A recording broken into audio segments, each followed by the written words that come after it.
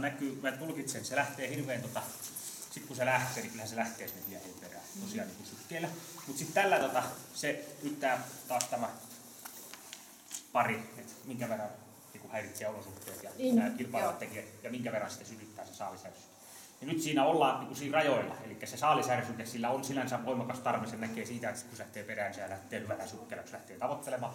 Kun nyt keikutaan siinä rajoilla, että häiritseekö mun läsnäolo, tämä paikka, tämä ympäristö, sillä ei ole nyt, niin kuin eilen puhuttiin, sitä tunneoppimista tapahtunut tähän paikkaan, niin kuin ehkä on, kun siellä vetää se miehenvetolaite käyntiin ja siellä juostaa, niin se tulee tunneoppimista, että se on valmis siihen ja se lähtee. Ja kukaan ei ole siinä niin hääräämässä vieressä, se saa toteuttaa sitä, kyllä.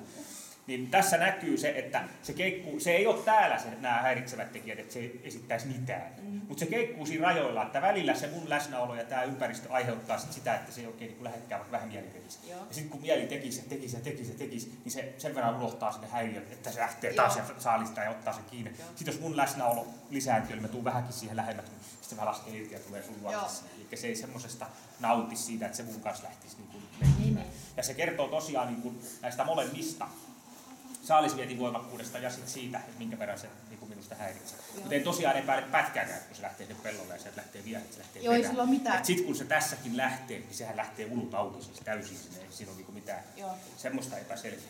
Mutta tästä johtuen tämän viettitason, että se antaa tämän ympäristön ja tämän niin häiritä, eikä se lähde sitä siinä niin jatkuvasti suurella sykkeellä toteuttamaan, vaan sinne tulee sitten niitä katkoja, kun se on. Niin tulkitaan myös sitä, että se halu ei ole ihan niin kova, että se unohtaisi kaiken. Mä oon siis nähnyt koiria, jotka pelkää, että jos mä menen 2 metriä lähemmäksi, niin pelkää, niin häntä on mahaa myötä ja toi on ihminen tossa, ja kun mä otan saaliin, niin unohtaa sen täysin, ja on tulossa kiinni. Eli se vietti voi olla niin voimakas, että vaikka ihan tämähän ei silleen pelännyt, kuin tämä mistä puhuin, tämmöinen yksinä. Niin vaikka koira voimakkaastikin pelkää, niin vietti voi olla niin kova, että se voittaa kaiken. Ja tässä tapauksessa, kun se on vähän katkonaista se työskentely, niin me jätetään se pikkusen keltaisille se viettitaso sinänsä.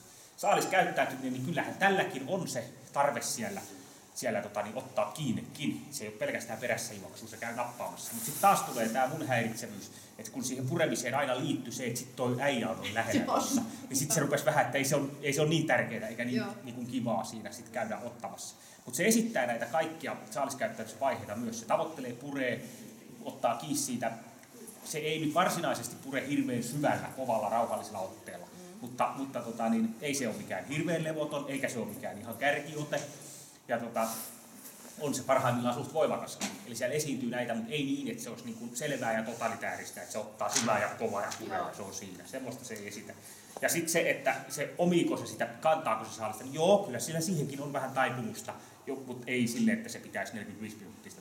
Sitten se myös niin luopuu. Sen takia mä jätän se saaliskäyttäytymisen pikkusen keltaiselle, että se voisi olla vielä niin enemmän sitten esittää, mutta kaikki 4 vaihetta se esittää selvästi. Puruote oli silläkin nyt tässä sitten se heikoin, mutta siis sen laitoin vähän enemmän vasemmalle tähän keltaiselle kuitenkin. Eli just siitä syystä, että se ei ole hirveän voimakas tyrky, ei ole siihen syvään. Ja sitten se ei ole ihan se on ajoittaa rauhallinen, mutta sitten sinne tulee semmoista närppimistäkin. Eli se esittää vähän niin kuin sekä että. Se esittää niin kuin sitä rauhallispurua, mutta sitten vähän myös niin kuin närppiä. Ja sitten se on ajoittain voimakas, mutta ei koko aikaa voimakas. Että se ottaa välillä tiukasti ja sitten se välillä vähän löysää. Mutta tosiaan näihinkin on isolla syynä se, että se huomioi niin paljon tässä muutakin tässä ympäristössä. Hyvin kuulostaa tältä koiralta. Hyvä, kiitoksia. Kiitos.